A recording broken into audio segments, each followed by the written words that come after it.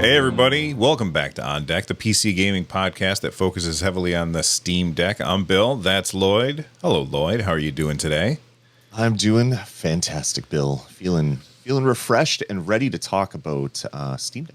Absolutely. All right, before we do start talking about Steam Deck, I do want to say big thank you to all of our supporters. If you've joined on the YouTube channel or if you have just been sending in codes for us to give away on the community Discord, then thank you very much for that. We really do appreciate that. If you haven't joined our community Discord yet, head over to nerdnest.tv/Discord and maybe you can get yourself a free game as well as 2,000 other awesome friends to talk about. All right, Lloyd, let's kick things off with a discussion topic. And that discussion topic was sent in by Ben. They said, with so many input choices, I'd like to hear your experience with playing only with touching the screen, specifically something like Papers, Please, or something like a card game or a card game roguelike. Thank you, Ben, for sending that in. Lloyd, do you use the touchscreen on the Steam Deck for anything other than, oh, I have to use the touchscreen at this moment? I do every once in a while. Every once in a while, like for example, Cult of the Lamb. We'll talk about that in a little bit. You get like a little progress meter showing you where you've been. The same thing for a couple of the other games that I've been playing. And instead of like moving my mouse cursor over, I just like slide my thumb over and tap the screen to get rid of that progress bar or that little window, the little modal window that pops up. That's usually how I've been using my touchscreen on my Steam Deck, is mainly just to get rid of things like, oh, you're annoying, get away, type thing. Instead of moving my cursor either through the joystick or through touchpad over. I haven't played any games where touchscreen is the main method of input. I am not a big fan of touch gaming, even though I used to be. I used to do a show called Touch of Gaming. In fact, when these guys were new and a lot of games are coming out for them, and that was the only way to play them. And after a few years of doing that, it's like, you know what, buttons are better. So I try to stay away from that. But it is nice to have that functionality on the Steam Deck, just for, as I said, to get rid of little annoying pop-ups or close menus, or even to change weapons in some games where you can just tap on the weapon because they'll have like your little HUD in the bottom right. You can just tap on the weapon you want to choose, and then it pops over. So it's useful, but not something that I use a lot. Yeah, so I'm with you 100%. I don't like touch gaming. I've never really been a fan of touch gaming. When the iPhones first came out and you could download apps and stuff, I tried it, and I was always like, oh, this is really cool. And then 15 minutes later, I'd find myself playing something that had a controller. So I was never a fan of that. That being said, they mentioned specifically a game that I happen to own, so I figured I would try it out, especially because it's a lightweight game, and that's Papers, Please. If you've never played Papers, Please, it's this really strange and very, very unique game where you play as basically a customs agent in, I would say, a Western European country. And you play as this customs agent, and people come through, and it's got a very dystopian vibe to it. It's got a very retro art style. And basically, they give you their passport, you interview them, you look at their passport, you look at the rules, you check their documents, and then you decide if you approve or disapprove whether or not they come in. So I figured that's not going to take hardly any time for me to test this out. So I downloaded it, I installed it, and it works fine. Like, the touchscreen is fine, but the deck is too big and unwieldy to have one of your hands off of the grip for any length of time while you're playing it. I suppose you could like set it on a table in front of you, but if you're looking for a touch first experience, then I would say don't get a Steam Deck. Get yourself an iPad or play games on your phone. In fact, Papers, Please, I think just came out on iOS or something like that. I think I remember seeing a tweet about that, because it's a great game, and it is definitely a game that works great for touch, but the Steam Deck is not the place for you to do that, in my opinion. Have you ever played Papers, 100%. Please, Lloyd? I haven't. I own it. I think I have a Steam copy. I think I got it from like a Humble Bundle like way back in Same. the day, and it's not something that I've ever played. It intrigued me when it first came out because of the kind of like time management, but it's time management based on how fast your cursor can move around to move these papers around and find the things. It's a game that I want to play, just not a game that I've ever played, sadly. Fair enough. Let's talk about games that we have been playing. Both of us have been playing Cult of the Lamb. Lloyd, what was your experience with this game? It just came out. What do you think about it? I'm absolutely in love with it. In fact, it has taken over my gameplay from everything else that I have been playing on all my systems. I've been incredibly addicted to Cult of the Lamb. So it is a roguelite dungeon crawler type thing where you're basically trying to get your way through floors of a dungeon to kill a mini boss. After you do 4 mini bosses, you can take on the main boss, and you have to kill 5 of these kind of like old god boss type things as you make your way through it, which I love. I love roguelite dungeon crawlers. But then the other half of the game is this like village management system where you have to like torture your followers or encourage your followers or tell them to do this job or tell them to do that job. You're building farm plots, you're building places to chop wood and farm stone that you can use to build your stuff up. You have to make like porta potties, otherwise your little guys are pooping and vomiting all over the place, and you have to go clean that up manually. And both sides of Cult of the Lamb are equally as addictive. I find myself having problems tearing myself away from the city management part because as the days tick through, you can do different things every day with your cultists to get more of the various currencies, whether it's devotion or other things. And I do that for a couple days in a row, and it's like, no, I need raw components. I need to go back to the dungeon. And then I do a bunch of dungeon runs in a row, and it's like, I'm neglecting my village. Got to go back to the village. It has this like really addictive like pull and push aspect of its gameplay, and I just absolutely adore it. And it plays fantastically on the Steam Deck, even though I've been playing it in a couple different ways. One, I found. Did you know, Bill? You can get Moonlight on your Xbox. There's a Universal I Windows saw your app tweet that you can install on your Xbox. So I was playing Cult of the Lamb on my Xbox because that was the only way that I could do it on that television. So I'm playing Cult of the Lamb on my PC. I'm playing it through Moonlight on my PC. I'm playing it on my Steam Deck, and it's been with me wherever I've been over the last few days. Suffice to say, I'm a big fan of the game. Have you run into any performance issues with the game at all? Not really any performance issues. I know on Steam Deck, I TPU limited to 10 watts because every once in a while the fan would kick into turbo mode, and I didn't like that. So I TPU limited it to 10 watts. Haven't really had any issues. I've had some weird bugs. Like I killed the second boss, and when I killed him, he rocketed like 500 feet off the screen, and it like the camera panned with him. Oh. But then it came back to where I was, and I couldn't access his body to end that to end that thing, that part of the quest.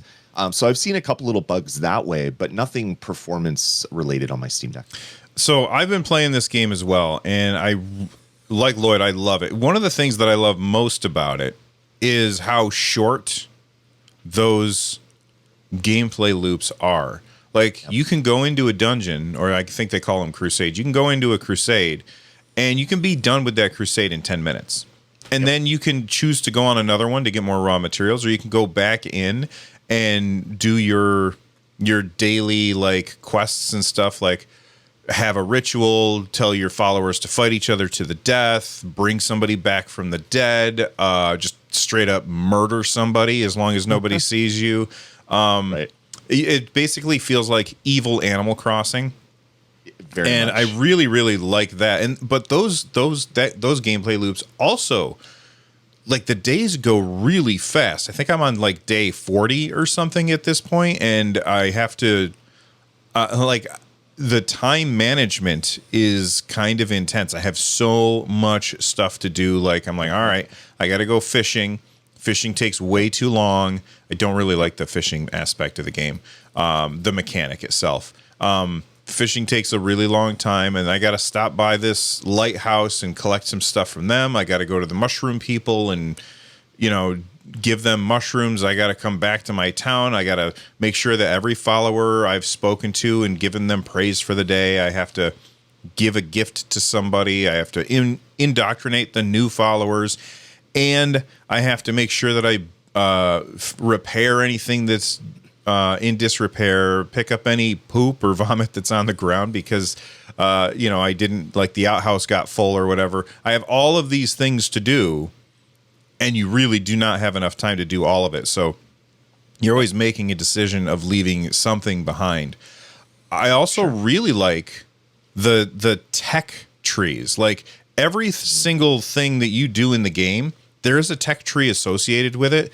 And as you go down that tech tree, you have to make decisions. I'm going to take this. That means I can't take that. And so, like, for example, you can make it so that your followers will be all set by eating grass meals, because if you give them grass meals, generally that will make their faith go down. But you can make it so they're okay with that. Or you can make it so that they're okay with eating other villagers. So there's, like, all these different ways that you can go. Yeah. And that's just one tech tree. There's all these other tech trees, the combat and the faith, and it's a ridiculously good game. I will say that I have to play on low, because whenever I go to big rooms or if I come back to my town, my frame rate just tanks. Oh, really? I'm playing at 40 hertz. I have my screen set to 40 hertz, so I'm playing at 40 frames a second. I'm pretty sure I could check my settings. I was playing it on Arcade 60. Paradise. Okay, so maybe that's part of it. I noticed on 60, my little frame rate graph had a lot of peaks and valleys. Mm-hmm. Or I guess not the time to generate the frame graph was frame peaks time and valleys.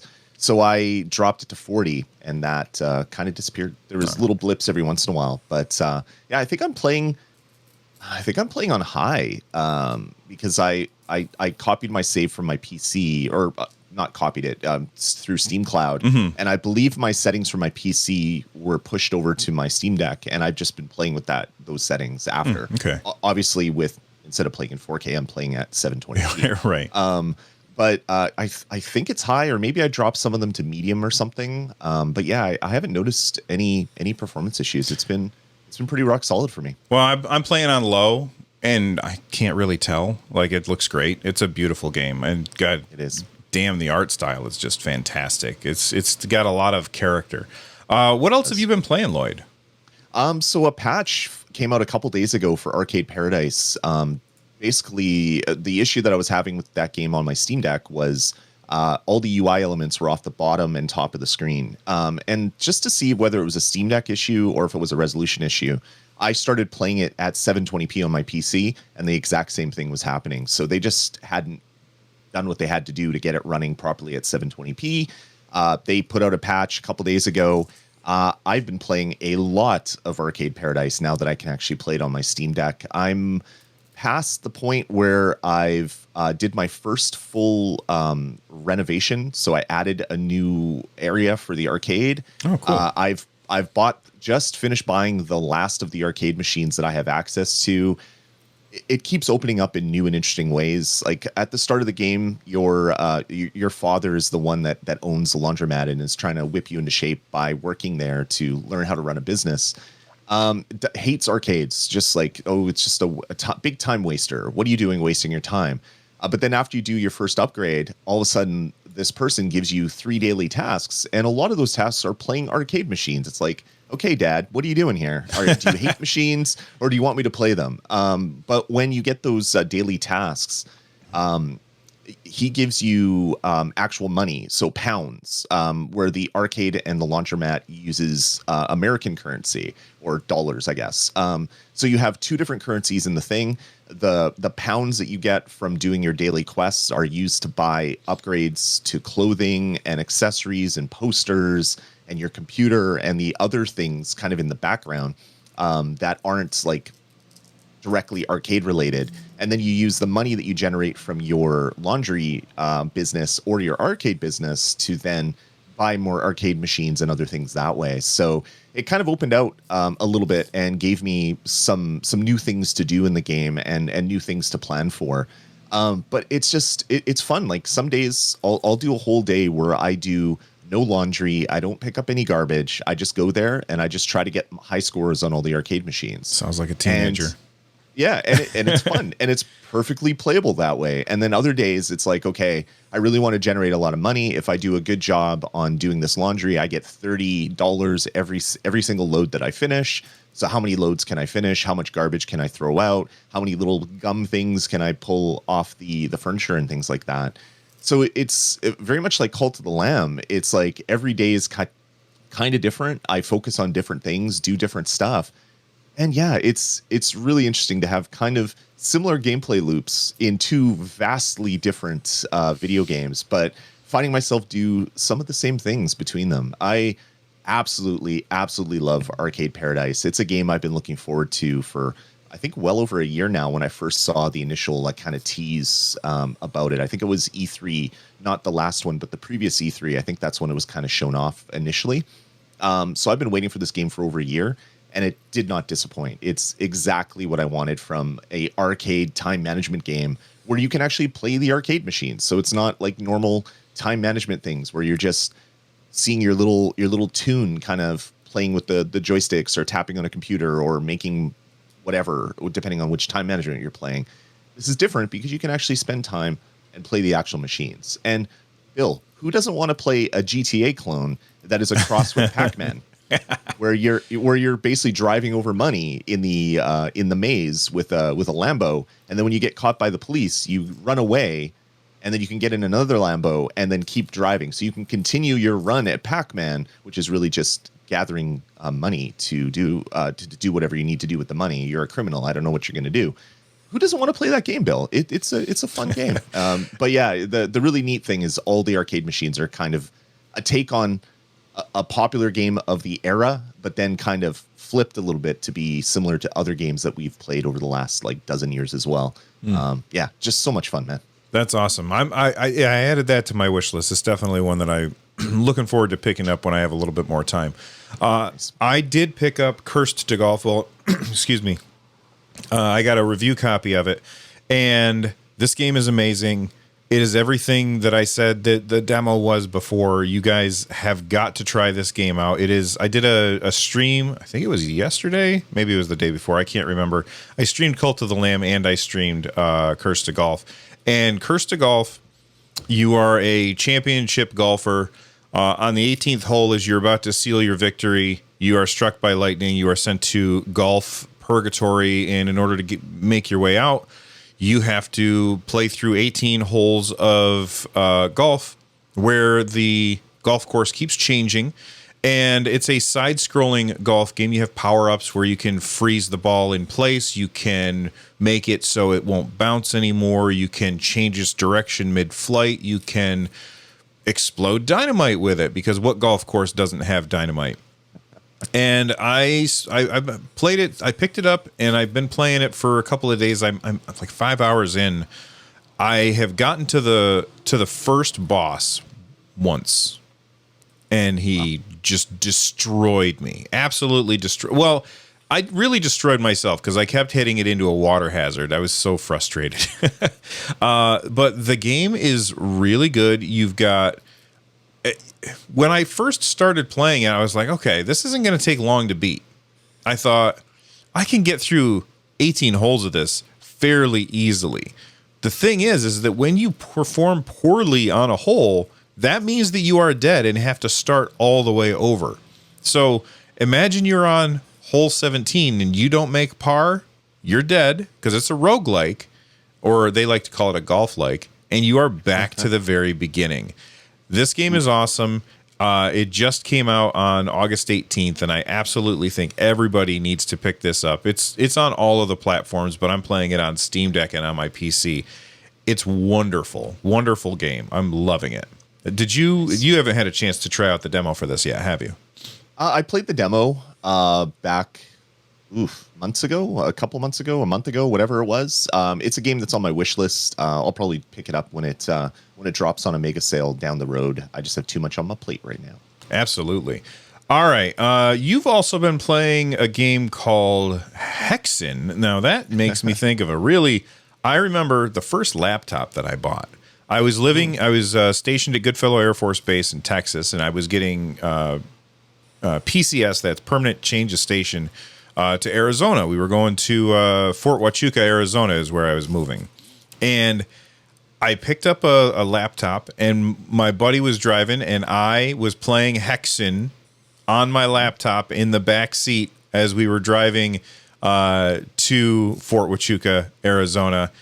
My battery did not last very long. But this was a very long time ago. Is this the same Hexen? It is. I've been playing. There's I guess QuakeCon happened this week, so there's been sales on id Software games everywhere. Crazy. So I believe Heretic and Hexen are part of PC Game Pass. I didn't want to fool around with that. I just bought them on Steam because they were. There was a four games for like $3 or whatever it was, or three I guess $3 US. I think it was like $3.80 Canadian. You can buy Hexen for $1.50. Exactly. So Heretic and Hexen, they're Doom, but with role-playing game elements to it. So you have a different character class. You can fire magic and things like that. They're so much fun, and I wanted to see how these would play on the Steam Deck. And I'll tell you, Bill, you're going to get way more battery life playing Hexen on your Steam Deck than you did on your old laptop. The one thing I wanted to mention here, because these are old games, and I haven't been playing them that much, but when you download them and install them, when you first boot them up, a little DOS box pops up, and you actually see like the BIOS, and you autoexec.bat, all these things happen. Then it's like hexen.exe, and then boom, your thing pops up because it installs DOSBox, and it runs I guess an emulated version of a Windows box. Because these are such old games, if you try to install them on modern PCs, they're not going to run so well because of timing issues and various other things. So I just wanted to see how they would run on the Steam Deck, and they run perfectly well. I can't get over the fact yet that by default, you can only really control yourself with the right analog stick. So you're strafing forward and back and everything on the right analog stick, just with the default controls. Your left analog stick really does nothing. So I'm going to have to mess around with my controls a little bit, because that doesn't work with my brain. My brain is very confused when I'm just moving with the right analog stick, and my left one is just sitting there doing nothing. So that's because this is a game. It was all played on keyboard, not keyboard and mouse, mind you. Exactly. Keyboard. Yep. So for the young people who don't remember this, you would control your character with the arrow keys, and you would shoot using like the control key. And that's how you played. I remember distinctly when Quake first came out, and they were like, use WASD. And I said, are you out of your mind? Why would I use WASD? Why am I using the mouse? Why can't I just hit control? So, like, that's why it's all bound to the right joystick, is because that's the. But I would expect it. I would expect it to be on both or whatever, so that they would like have the same controls on both. So I mean, I could obviously do that myself. Yeah, it was weird out of the box. I'm like, I'm hitting forward. Why isn't this working? And then I do an attack and I go backwards, and it's like, okay, this is not working. And then I realize holding up on the left or the right analog stick, and I start going forward, and I'm like, okay, my brain is apparently way too old to grok this right now. I need to take a little bit of a break, which I did. But yeah, it's been fun kind of going back through some older titles that I played back in the day, and like old like DOS games that ran in Windows 95, and booting them up to see how they perform, and having them work and having them performant, and the controls not be completely horrible. I mean, sometimes they're completely horrible, but not all the time. It's fun to get in there and mess around with this stuff. I also played Doom, because that one was in my library, and they recently, id Software recently did a cleanup on Steam. So if you owned one particular version of a game, they might have bundled it with some other things. So other things got added to your library and stuff like that. So if you owned the original Doom, you now own Final Doom and a couple other things. They were just all added into the same package if you didn't already own them. So I've been checking out some of that stuff as well. And yeah, man, it's been really fun to go through these old games on my Steam Deck. That's awesome. I'm trying to think of how, like, in the game, is it set up that it's detecting a keyboard or is it detecting a gamepad? I think it's only detecting a keyboard. Okay. I didn't just the fact that you're booting into DOSBox, like old keyboard stuff or old joystick stuff was really finicky back in the day. Mm-hmm. I don't know if it is detecting a gamepad. I'd boot it right now, but I'm in the middle of an Arcade Paradise run, and I don't want to lose my bonus. So I'm just going to leave my Steam Deck over here just to chill. In before all of the comments come in, Lloyd, you can load both games at the same time. We know. I can. I could, but I won't. It's just a PC, Lloyd. Anyway, all right, let's move on to the first topic, which this is very interesting. What's his name? Oh my God, Plague Man 2. What is his name? Pierre. Yeah, thank you, Pierre Lugrafy. He tweeted this out. He said, "Unfortunate that upstream glibc discussion isn't coming out strongly in favor of prioritizing compatibility with pre-existing applications. Every such instance contributes to damaging the idea of desktop Linux as a whole, as a viable target for third-party developers. It is unfortunately yet another entry in a growing list over the years. We are very interested in helping with any underlying resource constraints." So what he's talking about there is glibc. Well, actually, you know what? Let's get to what Luca had sent in on Discord. They said glibc is a library for Linux similar to .NET on Windows that usually a lot of programs rely on, but that in a lot of cases are managed by the OS. But even when installed by the app, needing in the issue can become a newer version is needed by a more frequently updated program, which updates it, breaking an older program not ready for the breaking changes. So essentially what's happening here is glibc is this thing that exists in Linux that a lot of third parties use that thing. And I'm trying to bring it down to, the easiest to understand terms. And then when they update glibc for a new thing, sometimes it breaks old things. And that's essentially what Valve is Pierre Lugrafy is talking about here when he says, this is making Linux as a whole look bad, and it scares people off from doing development for Linux, and Valve wants to help with that. What is your reaction to that, Lloyd? Because I thought that was super interesting. Yeah, I mean, glibc's been in the world since like late 80s. Yeah. It's been something that's been worked on for a while, and if you've ever run a Linux box, most of the applications you're running, either a command line or an Xterm, they're probably using parts of glibc. Like if you've ever opened a file or closed a file or allocated memory, if your program ever allocated memory, it's probably using the glibc libraries to do that. So the thought that additions to it could break all of that old stuff is very scary. And yeah, it's worrisome from like a platform specific thing. It would be like if Microsoft went in and destroyed something that was Win32. So all these old Win32 apps wouldn't run. Of course, we're in 64-bit Windows, but let's pretend we're back a few years. Making a change to one thing might have invalidated thousands and thousands of applications. So Microsoft didn't ever want to do that. Seeing that stuff happening on Linux is super scary. Hopefully Valve can kind of do what they did with Proton, kind of assist here and make it better than it ever was. Proton was around for a long time, and I'm not saying that Valve invented it, but having them assist with that program has made it better, has made thousands of more games like playable on Linux boxes just because they're working on something called the Steam Deck. It would be great to see if Valve could assist with that somehow as well. Absolutely. All right, let's move on to our next topic. This one comes into us from the ROM3. They said, I just ran a quick errand, and I tried the deck on the go for the first time. I set it to the new and improved offline mode, which we will talk about in just a little bit, and was able to play Vampire Survivors and Lazarus Project. That's the game you recommended last time, right, Lloyd?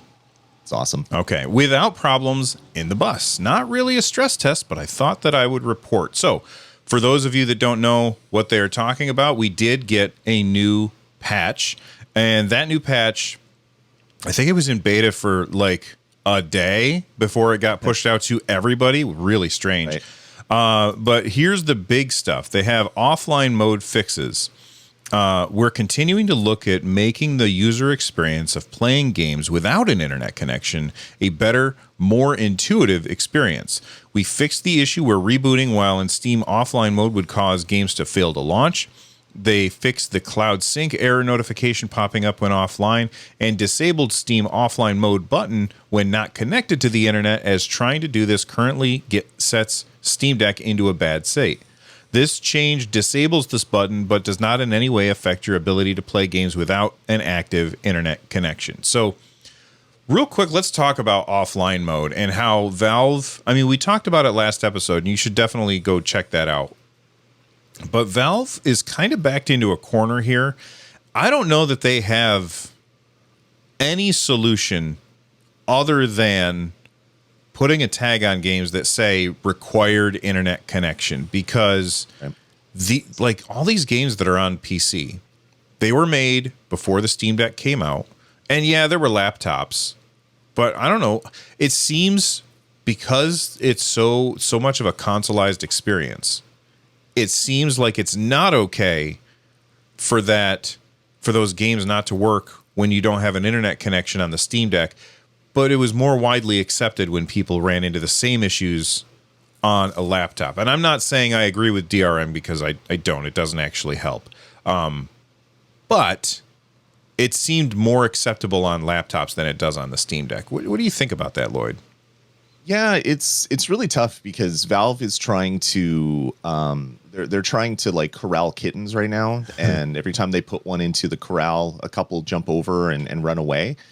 Because as you said, like Windows games have been around forever, and ever since like the early 2000s, many games come out expecting to be online at all times. They're talking to servers, they're using APIs to get like high scores back and forth. They're doing a lot of things, and if you ever tried to play some of those games when you're offline, they didn't work so well. And then on top of it, when Steam came out and got really big, they started to focus a lot on having to be online because they didn't want people to start the same game up on 18 different computers, unplug them from the internet, and then have the ability to play 18 copies of the same game in like an internet cafe or something like that. So they've had to deal with it one way. Developers dealt with it another way, and then now they have this new device which is like neither of those things, and it's like, oh crap, what do we do now? I think the changes that they made are good, but like they're gonna have to, I don't know, like you said, target or tag games that require like an initial download, have to be online for the initial download or to be always online. Those need to be more apparent when you install them or something. Something needs to pop up. Or when he says initial download, I think you mean initial start. Yeah, sorry, right. The initial download after you start the app for the first time, because a lot of games will download textures or whatever after you boot them for the first time. A lot of those things need to be more apparent, because like you talked about last week with your son wanting to play Monster Hunter, and all of a sudden it's like, oh, it needs to download all this stuff? What the heck? That happens a lot of the time. But again, they're giving you a portable PC, and this is a PC issue, not a Steam Deck issue. Yes. So I don't know how they're going to solve this issue, but they can kind of I don't know, buff out the rough edges a little bit and give the end user a little bit more knowledge so that they can make those determinations themselves if they want. Why do you think that people, I mean, I'm not going to say that everybody was okay with it before, but why do you think that people were a little, boy, they were less vocal about it when it was a laptop issue? He's holding up his Nintendo Switch, audio listeners. Because of this, people bought a Switch. They love it. They play games on the go. They dock it, play on the television. Everything works. Everything's great. Some games won't, if they're like Splatoon 3, obviously it's not going to work if you're not connected to the internet. But for the most part, most games work that way. And then those same people buy a Steam Deck, and it's like, what do you mean? What do you mean I can't play this game I just bought when I'm not connected to the internet? I wanted to play it when I'm out camping. I could do that on my Switch. That's mainly, I think, would be the main reason. People are used to doing these types of things, and now they have a new device and they're wondering why it can't do that same stuff. I feel like it's almost a different audience because the people who are gaming laptop aficionados, like that's a different audience than people who were Switch users. And the Steam Deck is attracting both of those categories, I think. And because it's attracting both of those categories, there are going to be a lot of people who've never had that experience before. Whereas the people who've been playing on gaming laptops, they're like, yeah, we know it sucks. That's how it goes. And all of the Nintendo Switch people are like, well, this is ridiculous. And I agree with both of them. Yep. Yeah, no, I agree with you fully there. It's just, this is a new thing for a lot of people that have maybe never gamed on PCs. So it's going to take a little bit of time for them to, I don't know, get into the habit of starting all their games for at least once before they get into a car and drive across country, because you never know if your game's going to work that way. Absolutely. All right, let's move on to our next main topic for today. And this one comes into us from Link789. They said, I just saw this tweet that Valve is starting beta testing on SteamOS 3.4 beta, which is going to be moving to a new base of Arch. Or Arc. Don't yell at me. I don't care. I don't really use Linux. Is this the kernel thing that you guys talked about last episode? What features could we get with this update? And so if you don't know what they're talking about, here's the tweet from Plagman2 or Pierre Lugrafy, whose name I forgot at the beginning, and I apologize. He says SteamOS 3.3.1 is now pushed to stable with performance fixes previously in beta. We're now working on the upcoming 3.4 beta, which will include an update to Arch base. So, Lloyd, is this the thing where we're getting the new, where they're moving from 5.13 to 5.19? Is that what that means? Potentially, maybe not. It all depends how their beta process goes. I would think that would be how they would be introducing something like that. The new kernel features, new kernel upgrades, and other things would be with like a full dot number scheme. It might actually be something that would be like 4.0. I would think if you're moving that far ahead on your Linux kernel, you'd think you'd want to like signify that with a full version release. But since they called this SteamOS 3, we're going to probably be under SteamOS 3 for a while. So yeah, that makes sense. 3.4 would make sense to me, where those things would start rolling out. But for me, the more important thing is if they start if they start upgrading more of the base OS, it's going to bring more security fixes. It's going to bring different performance things using different memory timing or different this or different that. Newer technology that comes out will sometimes generate different fixes to the Linux kernel as they better support these things. Getting more of that stuff into the SteamOS would be a great thing. But yeah, it's going to be a slow rollout over time. It's going to be honestly really interesting to see what SteamOS was at 3.0 and what it's going to be at 3.9 in say like a year or whatever. How much different the core components, how much faster it is, how much more performant it is running like the OS in the background when an app is running. I'm really, really curious to see how that stuff plays out, just because this device is just so new to everybody. Well, and now that they have it in many hands, we'll talk about how many hands in a little bit. Now that they have it out there, they're getting so much more data than they ever had before. Like they couldn't possibly get this much data in the lab testing just them. Now that there's tons of these devices out there, it's like they're going to get so much more data, which makes the refining process much better and smoother. But what's hilarious to me, you're talking about point updates and SteamOS 4.0 or whatever. This device, I've had mine for about 6 months. In fact, I'm probably going to be doing a 6 months video coming up pretty soon. I've had this device for about 6 months, and they have already gone from 3.0 to 3.4. They're almost halfway through. If they do things like that's crazy to me. How fast that they are updating. When you look at an Xbox or a PlayStation or a Nintendo, like you might get one operating system update in a year, maybe. Right. And One we've major had one. Yeah. so many.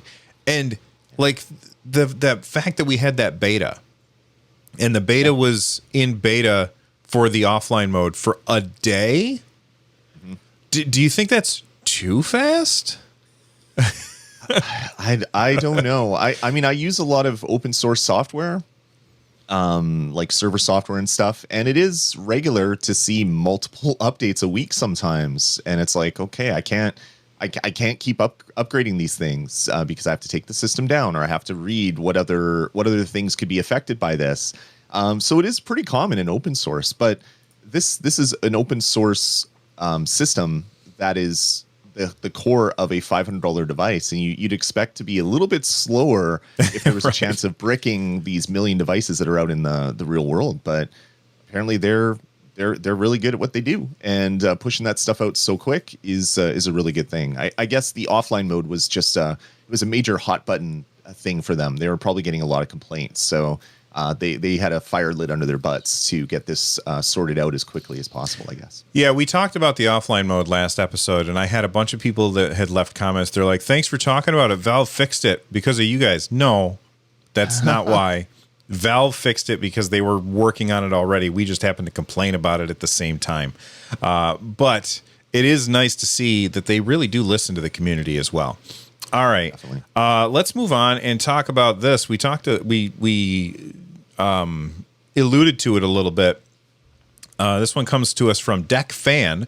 They said, "Hey, Bill and Lloyd, just saw this tweet from On Deck. Looks like they are speeding up shipments yet again. I'm still waiting for mine. I'm Q4, but fingers crossed I get pushed to Q3 here. My question is, why do you think they're able to ship things so much faster now than what they could at launch?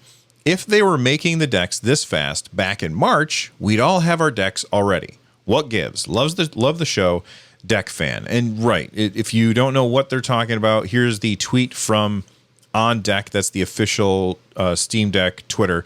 They said, "Hi all. Just a quick note that starting with this morning's batch of Steam Deck order invites, we've increased the number of emails we're sending out again. We're excited to get more of these into your hands. Order emails are sent out on Mondays and Thursday mornings, PT. Stick around at the end of the show for me to talk about Monday and Thursdays, by the way. All right, Lloyd, let's talk about this question. Why didn't Valve ship these things faster? Like, why are they ramping up production now? Why didn't they already have these things made? Yeah, I'm gonna say something that is probably not exactly correct, but it shows what's going on in our industry right now, or the games industry, the PC hardware industry, and crypto. As soon as crypto started tanking, all of a sudden you could buy GPUs. You could buy a 3080, where for the longest time you couldn't buy a 3080. A lot of the chips that were going towards making new video cards that were being used just to mine cryptocurrency are now being sold to real people that actually want to use them for real things, like play video games. I don't know why that's real compared to other stuff, but just hang with me while I talk about that. So what I'm thinking is that the cost, or not the cost, the supply chain to make all of these cards as quickly as they could was being saturated with orders to make GPUs. Now that GPU sales have started to fall, and you can see there was a card that was on like $900 off, which is crazy talk when you look at GPU prices from before. There's less being produced, so maybe those core components are now available for other things like the Steam Deck. So other components that would have been used in the devices that are being made, other components that have been used in the servers or the PCs that were earmarked for this type of stuff are now being put back out onto the market and able to be gobbled up by other companies like Valve. So probably not a direct correlation, but there's been a huge change to just supply chain times all over. So memory, storage, a bunch of stuff that was really expensive to buy now, or if you wanted to wait for it to fall to the cheaper prices, you're waiting months for delivery. Those lead times have dropped by a lot, and it seems to all be related to crypto crashing, the slowdown because of COVID, making factories shut down for weeks at a time. It seems like all those things have kind of cleared up all around the same time, meaning that Valve can ship more. It could also be that they had these devices earmarked for their expansion to new countries, but maybe those the logistics to set up the supply chain and all that stuff is taking a little bit longer. So now they're able to take those devices and actually use them to ship to people that have already paid, while they wait to get those logistical issues sorted out for kind of like the Japanese market and stuff like that. Could be a couple different reasons, but it's great that it's kind of all come down to this, meaning people are getting their decks a lot faster. I think I remember, Bill, on the Discord, someone was at 23%. It was a UK 64 gig, and they got their email the next week because they just pushed that many devices out. Yeah. Hopefully they can keep doing that because, there's a lot of people hungry to get these devices in their hands. Yeah. The whole crypto thing, I agree with 100%. The different countries thing, I'm not sure, or different regions, I don't think I agree with that necessarily. And the reason why is because when they, and maybe you're right, I could be wrong about this, but when they announced the expansion into like Japan and stuff, they basically said, don't worry, this is a separate pool of devices. And so I feel like they are probably doing separate pools, and that's why I don't necessarily agree with what you said there. That being said, I think there's also another reason, and that's that I think that they may have, maybe I'm wrong, but maybe they were being a little conservative at the beginning, because the worst possible thing for them would be to have these things sitting in a warehouse, just collecting dust. And they kind of ran into that issue in the past with the Steam controller and well, I don't know if the Steam machines, I think they were just licensing that, so I don't think that was it. But with the Steam controller, which is an amazing device, but people weren't willing to try it because it didn't have 2 joysticks and a D-pad. They didn't have those things, and so that thing just sat in the warehouses. And when they finally lost the lawsuit for the back paddles on that thing, and then had to just liquidate everything, they sold them for $5 a piece, which is crazy because it's an amazing device. But they didn't want to get bit by that same dog again, where they've got these things sitting in a warehouse just collecting dust, and that's a bunch of money that is just gone. There's nothing you can really do to get it back.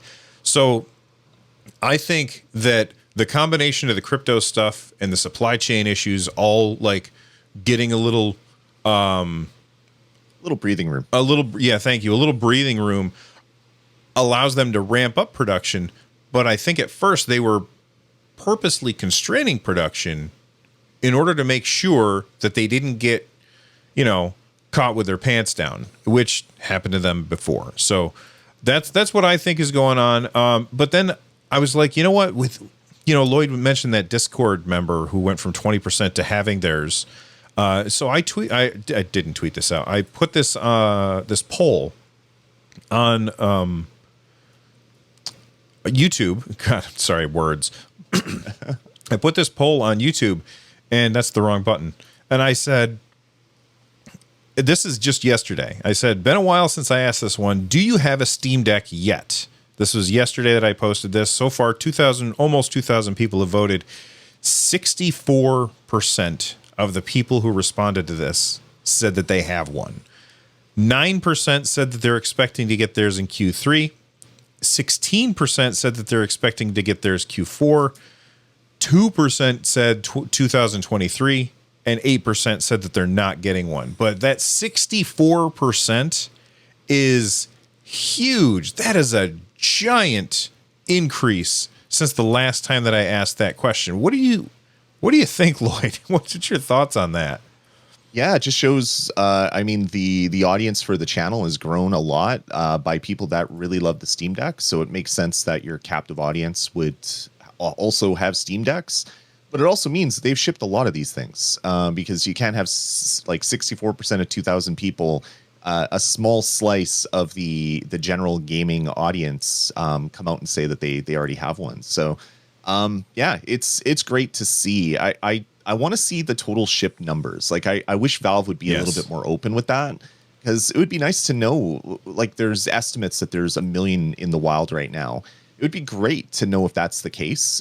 You can anecdotally, you can look at the number of people using Linux now compared to a year ago has gone up a couple percentage points. They're seeing more people play Steam games on Linux. That's ticked up a bit. So you can do some math, and we'll let all the stats people that are really good at breaking apart those numbers and trends and whatnot figure that stuff out. But man, I want to know, just for curiosity. It doesn't really mean anything, but it would be nice to know if there's 1 million of us out there, or 500,000, or more than 1 million. Hopefully near the end of the year, or maybe closer to the 6-month official shipping date, not the review unit shipping date. That we'll get some numbers out from Valve. But yeah, back to the original tweet from Steam Deck. Increasing numbers again is just a good thing, and if people are getting their devices quicker, the complaints, Valve has had my $5 for a year. I want my Steam Deck already. Those things are going to start to go away, because the people that are starting to wait, or that are continuing to wait, are more and more people that have ordered since the Steam Deck has come out. That they've seen the reviews, they've seen the performance, and they want one. So those complaints are going to go away soon. Probably not soon enough for a lot of people. But yeah, we're gonna get millions of these things out into the market in the first year, and it's gonna be crazy for the gaming industry as a whole. Yeah, I'm curious if we're gonna see these in retail. That would be really great down the road. I would say maybe in year 2 of the Steam Deck, maybe they can start doing stuff like that. But yeah, they're making them as fast as they can, and orders are piling up. So yeah, it would be great to see. I don't know what stores they would put them in, though. It'd probably have to be like a Best Buy or something, I guess. Yeah. Oh, yeah. Because I mean, you think of it this way: GameStop won't sell these things. well, I don't disagree with you that they're not motivated to sell these things, but they carry like an Xbox digital version, right? Sure, but they get decent. They get decent money for selling them. They get especially if they sell them as part of a bundle, they get the bounty paybacks or whatever. But also they're selling physical games in the Xbox ecosphere as well. So even if you buy a digital version, they're still getting enough people buying the non-digital version. Where this device, like I try going to what used to be EB Games. They've since renamed up here in Canada, so they're GameStop as well. They don't even have Steam cards anymore. They're like, yeah, really? We haven't had them. We haven't had them for 3 months. We have an order in. I think when they come in, they come in. So if you're looking to add Steam credit in Canada, at least in Winnipeg, I don't know if it's in other parts of Canada, you can't find Steam cards anywhere. So I don't know if that's a GameStop sort of divesting themselves from that because they see the competition, or if maybe they're just not super motivated to order more, and they're okay letting that lag a little bit as they make their way towards it. But yeah, I'd be very surprised if these ended up in like a GameStop in the future. But I could see Best Buy and other bigger Walmart stores like Walmart, Amazon sell them direct. I can see stuff like that as well. Yeah, I just went to, because you mentioned that you couldn't find Steam cards, and I was like, I feel like I remember trying to buy a Steam card for somebody on Amazon, and it was like more expensive. Like it was like if you buy a $200 Amazon gift card, it was $240, and that's because they don't sell them officially there. Right. But I typed in Steam, first thing that came up, Steam Deck. Oh, so well, that could also be your browsing history. That's true, I guess. Damn you, Big Brother, or whatever. All right. Before we get out of here, I just want to say this is Lloyd's last episode, and I'm super sad about that. But, you know, I wish him well, and I couldn't ask for a better co-host. to spend time with every Sunday for the past 4 years. So thank you so much for being here and being part of the show. I really do appreciate it. For those of you who are like, well, what's going to go on with the show? I don't know. I'm on the lookout for possible co-hosts down the line, but what I'm going to be doing is on Mondays at 4:30 U.S. Eastern here, youtube.com/nerdnest, 4:30 U.S. Eastern. I'm going to do On Deck Live. So I will still have a co-host. It will be all of you in the live chat. So I hope that you guys will come there. And then on Thursdays, I will do Games with Bill, same time slot on Thursdays live. And we'll try that out and see how that goes while I am in search for somebody to sit on the right-hand side of my screen. Lloyd, before we wrap up, or well, as part of wrapping up, I guess, you want to say goodbye? Yeah, no, it's like Bill said, it's been 4 years, which is just ridiculous. Talking about Stadia stuff before Stadia was up, now talking about On Deck stuff. It's been so much fun. I really loved the live shows. I did miss going to this kind of pre-recorded stuff. It was really great hanging out with the people, getting to know the community, and we'll still do that through the Discord and stuff like that. And as I said before, this might not be the end, but it's the end for now. So look forward to see what happens here on the channel. I helped build to 20,000. People think I'm crazy walking away after 20,000 subscribers, but I got to do what's best for me and my head and my family. So yeah, I'm rambling now, so I'm just going to stop. Take it easy, everybody. It's been a blast spending Sundays with you here on Deck.